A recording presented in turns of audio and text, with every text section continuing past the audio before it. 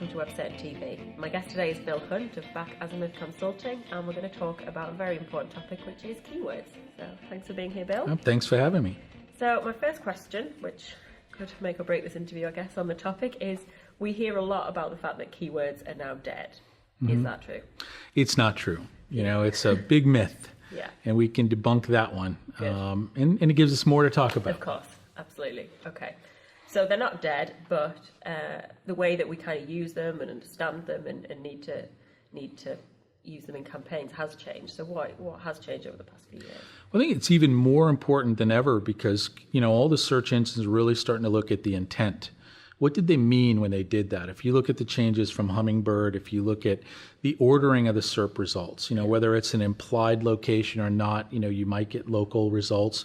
So I think it's very important to look at the keywords. And people often refer to them as dead because they're not provided. But if you set up your Google Webmaster Tools and Bing Webmaster Tools correctly, you can get a lot more. I mean, we've got a couple people we're pulling over 1 million keywords out of there and data, and that really gives you the opportunity to understand the voice of the consumer. And I think that's the big change. It can give us a lot of directional data, and then if we step back and look at the intent, why did they do the query? That's where I see a lot of this going.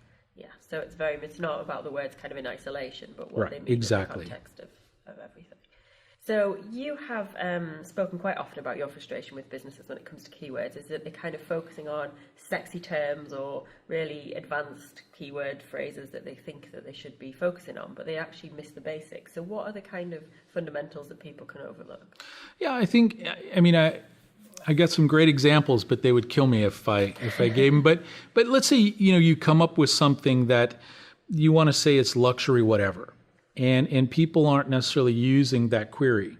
But that's what you're fascinated about. That's how we want to refer to it. And you're not getting somebody looking for a very simple query. One example we see a lot is, you know, if you're Absolute Vodka, a lot of people want to know simple things. Is there calories? Is there gluten? Et cetera, et cetera. And it allows you, if you can answer that question, then you can potentially tell people that you're the better product if they have that problem. Yeah, and they're gonna, if that's the one thing they want to know, then that's exactly what's gonna make them buy or not buy. Right, and then you can connect them to the sexy. And I think another thing that I rant about often is too many people just collect them in Excel. And they don't really try to look at how we can use this data. You know, how do we find opportunity in the keywords, and how do we expand past sort of, you know, that top level set of queries and really look at them across the buy cycle where we might be able to get more value. Yeah. Okay. So the two things are maybe focusing on the brand more than what people are actually looking for. So this is what we want you to think of our brand, not what you actually think of it, or right. This is how we want you to behave. But also, exactly that. And think about how people search. I mean, a classic one that I think, you know, Andy's used in the past is, you know, banks lend money, people borrow money.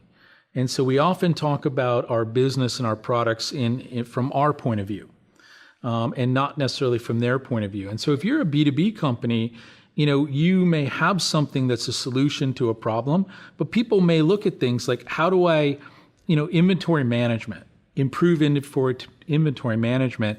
And if you're only calling it supply chain management, or we have a great solution for inventory, you're not connecting with the problem people have. And I think, you know, we're very quick to offer a solution, you know, buy our stuff. But we're not listening to what their problem is. And if we'd listen, we'd have much better opportunities to write content that connected better. Yeah, so you push in the benefits you see again, rather Absolutely. than what you're expecting the people to see. So with that in mind, and the idea that people kind of do miss opportunities and businesses aren't always looking at the right things, what are the kind of basic steps in building a really good keyword list that does take that into account? I mean, the first thing I tell, you know, almost every training, everybody says, you know, we want you to show us how to use the Google keyword tool. And so before we even start with that tool, let's make a simple list. What do we do? Yeah. Do we sell? And you can put it in Excel. What do we do? What's the category we're in? So if you're somebody like Dell, you're going to start out, we sell computers, and we sell laptops and desktops and tablets. And then you can move into the feature function. We use gaming computers. Then literally the product number, the model number. And then you append things like descriptive app things like lightweight or bicycle terms. And that allows you to expand that keyword list exponentially before you've even went to these tools. Then you could put those things into the tool, and that expands it even further. Yeah. So you're not relying on the tool to do all of the work, basically. Exactly. It sort of writes itself if you use a nice little logical process. Yeah. And then when you've got this list, obviously, you're going to use it for your title tags and making sure it's on your, your key pages that map to that and all of that. But how can it go further than that? And how can it, be used to inform other activities, say, for example, your content marketing? I think it's probably the most underused thing by content marketers. We want to write something cool and sexy, as we talked about for BuzzFeed. Yeah. And that's great. Those are one-trick wonders, and they do good things. But if you step back and say, what is it people really are asking about? How are they addressing my product? Do people even know that it can be used this way? One of the examples I gave today was, how many people know that tequila, there is a sipping tequila available? And when somebody uses that, that allows you basically to those people. And I think for content marketing, if you just listen to the words and simply put them into a path from the first query to last query, tells you the entire chain of content that you're able to produce. So that's one great way to use keywords for kind of content creation and deciding that strategy. What else? How else can they fit in the digital kind of mix? Well, everybody's on the social bandwagon. And I think, search, to many people, it's being relegated as sort of a small afterthought activity. And I think we can regain some of the prestige we've had by sharing our keywords. I think if you do any kind of social media, conversational mining, start with the list of words you have in your paid or organic. And that really sort of starts to give you how people are talking about you in social media. So now we got social media, we've got search, and then, tying that into your content marketing creates an ecosystem that really allows you, to expand or contract, if need be, your content. Okay, so when you say contract, it's this idea that everyone thinks we've got to have so much content. It's all about just as much content as we can get. That's not necessarily the case. It's not necessarily the case. I don't want to say we should be taking away content, but content that doesn't answer that question. And Google's done a good job of penalizing us when we have, 18 variations of the same phrase and each one's on its own page. Yeah. So we can reduce that content. Now, on the reverse of that, if the magical question is, how much content do I need? Then, let's simply create that grid. Let's create the matrix of, here's a product, here's the buy cycle, here is the different personas, and across those stages, how might that person look for and potentially intersect with our content?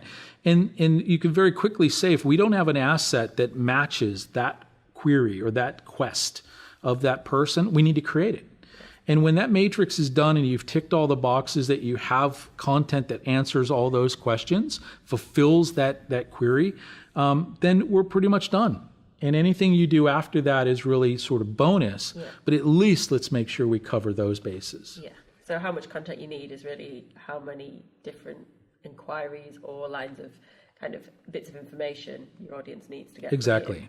And anything else maybe also can distract from the kind of message that they need. Too much content might take them off on a tangent. Exactly. When they don't get the information that they really And the analogy that I gave recently in a conference was, think of a bingo card, the American game where it's got, letters across the top and numbers in little boxes, and whoever, gets either diagonal or up and down done, meaning, somebody calls B3. Well, that B3 is the equivalent of somebody doing a query.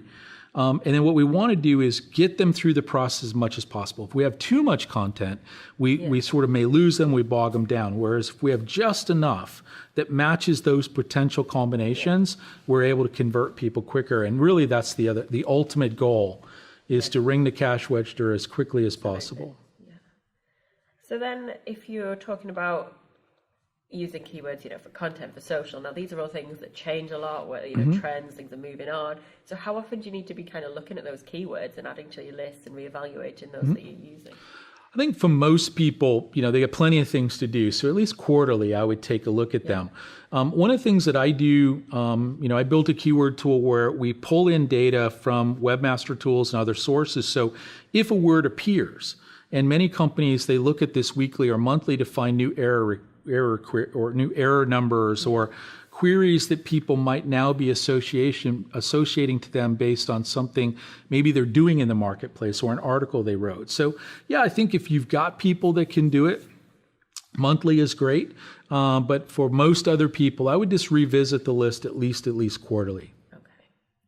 And then we can't really have a discussion without kind of talking about this on a global level and thinking about how that applies. So do the same rules and processes apply whether you're in one market or in 50? It's exactly the same thing. And I think when we add the scale and complexity of international, I mean, one of the great questions we got at the International Search Summit was someone said, okay, this is all fine and good. How do I scale this across multiple markets? And one of the answers that I gave them was, well, what do you have? Do you have glossaries? And these are the core words in one language paired to another. Yeah. And if you take that list, and while all those words may be linguistically correct, they may not be the highest query volume. And so that's one thing we wanted that I think differs. We could, it's never a good idea to simply translate your list of words. You have to look at it. You have to do those same exercises of talking to the product people. But yeah, internationally, I mean, start with what you have. If you've already localized your site, just start with the glossaries, what do we have, and then start scaling out. Another thing I recommend people do is find commonalities within languages. So we know that Austrian-speaking Germans versus Germany-speaking Germans and Swiss Germans, there are some commonalities across there, and we can start with that, and then we can expand from there. And so, definitely, and I think that you can find a lot of cool niche opportunities looking at the query volume in different markets that you can then bring back to your home market, whether it's the UK or the US.